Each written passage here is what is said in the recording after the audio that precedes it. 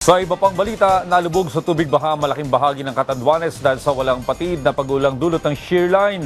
Sa ngayon ay puspusan ang relief operations ng mga otoridad sa mga apektadong residente.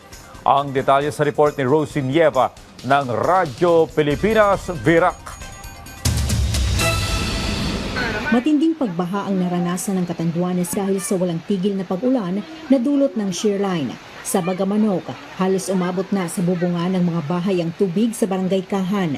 Nagmistulang dagat naman ang sitwasyon sa Pacogon, San Miguel matapos bahain ang malaking bahagi ng lugar.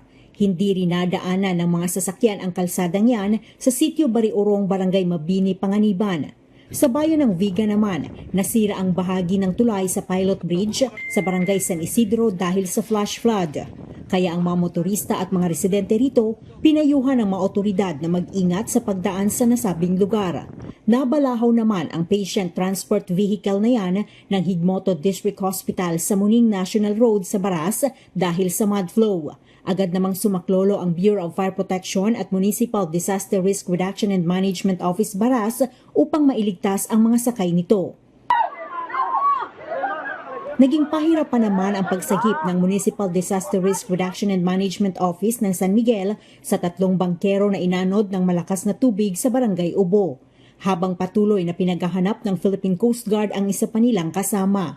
Sa tindi ng epekto ng shear line sa isla, libo-libong Katandunganon ang inilikas matapos ipag-utos ni Governor Patrick Asanza ang mandatory evacuation sa lahat ng mga apektadong bayan. Suspendido rin ang klase sa lahat ng antas sa buong lalawigan bilang pag-iingat sa kaligtasan ng mga guro at mag-aaral. Patuloy naman ang clearing operations ng mga otoridad sa ilang lugar na tinamaan ng landslide. Habang ongoing din ang relief operations ng Department of Social Welfare and Development alinsunod sa direktiba ni Pangulong Ferdinand R. Marcos Jr. na tiyaking mabilis at sapat ang tulong na maipararating sa mga pamilyang naapektuhan ng naturang kalamidad. Mula rito sa Catanduanes, para sa Integrated State Media, Rosie Nieva ng Radyo Pilipinas, Radyo Publiko.